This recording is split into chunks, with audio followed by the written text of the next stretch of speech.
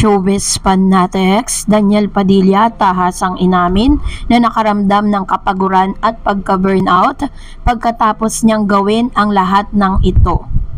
Ang lahat ng yan, but before that, if you haven't subscribed yet to my YouTube channel, please don't forget to like, share, and subscribe at i-hit mo na rin ang notification bell for more showbiz updates. And please don't forget to hit all para ikaw ang unang-unang makakapanood sa lahat ng ating mga updates. Bago tayo magpatuloy, of course, nais kong i-shoutout at pasalamatan ng lahat ng mga Katniel fans, ang lahat ng mga patuloy na nanonood at sumusubaybay sa mga videos natin. Maraming salamat po.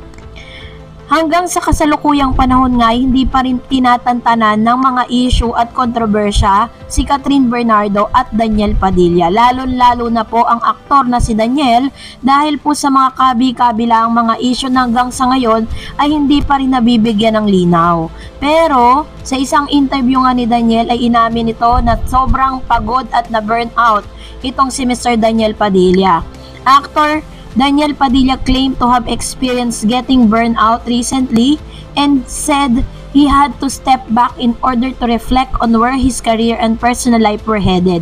So sinabi niya po sa kanyang interview na matapos po siyang maka-experience ng burnout at pagkapagod sa lahat ng bagay sa kanyang career at maging sa kanyang personal na buhay, ay kailangan niya munang mag-step back. Ibig sabihin, isa sa mga kadahilanan din ng pananahimik na Daniel dahil gusto niya ng kapayapaan. But in one of his first public appearance this year, the actor said he had been reborn and was feeling refreshed and ready to go. I retreat into my shell this 2023. I needed to take care of my personal life, my peace of mind. I went into the Zen mode. I kept quiet. It's not secret that when it came to social media, I decided to detach myself. I have now found my drive. I'm excited to go back to work. He told reporters at his launch as brand ambassador of Our Kitchen Foods Corporation last October 30 in Taguig City. Now I just think I have more wisdom. I'm reborn, I'm excited, and learn new things because as they say, once you stop learning, that's when you start drown in your own glass of water, he pointed out. So sinabi niya na talagang dun sa mga panahon na pananahimik niya, sa mga panahon na siya hindi nagsasalita at bigla po siyang naging hindi po siya tumanggap ng kahit ano pa mang proyekto. Pagkatapos po ng Too Good to be True dahil alam naman po natin kung anong pinagdaanan nilang dalawa doon, nakita natin at ebidensya po yung mga interview video nila ni Miss Katrina, talagang there's something going on between them na hindi nila sinasabi sa publiko. Pero according to Catherine, is 2023 is the most hardest year for them, for both of them, dahil they decided to parted ways. In fact, Daniel is scheduled to do 3 movies and will begin shooting the first one nasimulan na po yan, pero sabi po diyan na parang na-delay, hindi pa po ito nilalabas sa publiko pagkatapos po na i-announce yung kanilang breakup. Daniel is also set to work with Venice Best Actor John Arcilla. The other projects is still secret, he told the Inquirer Entertainment. Of all stories speech to me recently, it was with Kamatayan that I felt really excited. Hearing about it for the first time, I felt like my blood pressure shot up. I want to tell a story like this. It reminds me of Shawshank Redemption. It's an epic film and the character is very Tom Hanks. I was even more excited about it when I learned that screenplay was Sir Ricky Lee, national artist. It took a while for us to start because I felt that I needed to take care of his project. So dahil po dito, sinabi rin po ng ilan sa mga sinabi rin ng ilan sa mga interviews niya, parang mas magfo-focus po siya ngayon sa mga action films. Parang iniiwasan niya rin muna magkaroon ng parang collab team sa kanyang movie. So ito po ay naka-include dun po sa kanyang sa kanyang kontrata na recently, ngayong Feb din po pipirma na rin si Daniel Padilla na panibagong kontrata para po dun sa kanyang career dito po sa ABS-CBN. According to his mom, na magpapatuloy pa rin ang karera nitong si Mr. Daniel Padilla sa ABS-CBN katulad ng ipinangako nilang hindi nila ito iiwan. So recently, napapanood po natin si Daniel sa Siargao, na nagkaroon pa po siya ng nagkaroon siya ng mga konting mini concert na hindi inaasahan ng marami doon. At kinanta niya nga yung kanya pong kanta na Hinahanap-hanap Kita, na sinasabi ng ilan sa mga fans ng Katniel na ini-incorporate di umano sa kanyang pagka-miss dito kay Miss Catherine. Pero hanggang sa ngayon ay still nananatili pa rin tahimik si Mr. Daniel Padilla after the breakup.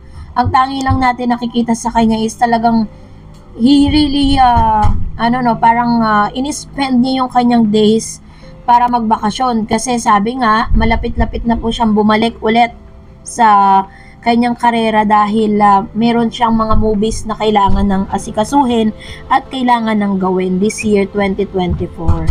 So, ganun talaga ang buhay. Minsan mapapagod ka, pero pag napagod ka, kailangan mo lang magpahinga. And then you need to go back to work. So, dahil dyan, narito naman ang ilan sa mga komento po ninyo patungkol naman sa ating last update. Narito ang ilan sa mga reaksyon patungkol sa isang issue, patungkol dito sa mag-ina na si Carla at si Daniel. Sabi ni Leticia Pelizardo, kung totoong sinasabi nyo na galit si Carla sa nambabash sa anak niya, syempre naman magagalit lalo. Wala namang pruwebang bintang na husgahan pa. Kung sa inyo gawin, okay lang ba sa inyo? Ikasampung kautusan ng Diyos ay huwag manghusga sa kapwa, matakot sa karma. True. Kasi nga diba parang dahil po dun sa mga issue na nagkalat ngayon sa social media, ay hindi maiiwasan na may kanya-kanyang opinion ng lahat.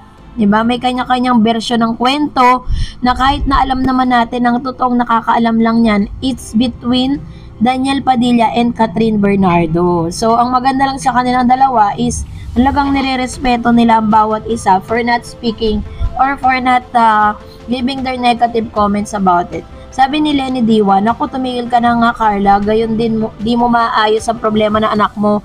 Si DJ na pabayaan mo, nagulat ka din ba na ganon karami ang babae ni DJ? Ayun. So, ganon talaga kapag may ginawa talaga hindi maganda yung anak, ang reflection lagi yung kanilang mga magulang. Which is, ganun po yung nangyayari ngayon kay Carla at kay Daniel. Sinasabi nila na hindi nga raw di umano nagabayan nitong si Carla si Daniel. Pero I don't think so, kasi kung hindi siya nagabayan na maayos, hindi lalaki maayos si Daniel Padilla, diba? Sabi ni Annabelle Alter, fame change people, character, and views in life. Even forget the true and beautiful, sweet, kind, and pure person that always stand on the side. Never lose the head and stay on the ground. Regret is too late after losing the sweet thing, love. Ayun. So, totoo po yan. Talagang ang pagsisisi laging nasa huli, Pag nawala na po yung isang pinakamahalagang bagay sa'yo, doon mo lang talaga marirealize how important it is, kung gaano ka tindi yung worth ng tao na nawala sa'yo. At ayun po yung nangyayari ngayon kay Catherine at kay Daniel Padilla. So, another comments coming from Alice Calisin. Bakit kahit naman sa Sikat at Mama Minya, wala namang sinasabing masama sa pamilya ni Daniel. True naman, mga bashers lang naman ang nagsasalita tungkol sa kanila.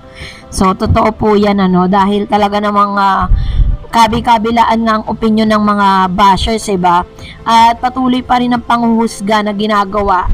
Kahit nga po si Catherine po na talagang sobrang very, nababash din at talagang nahuhusgahan din po si Catherine for hindi raw sinasaway ni Catherine yung pamilya niya for posting cryptic posts about anything and everything, diba?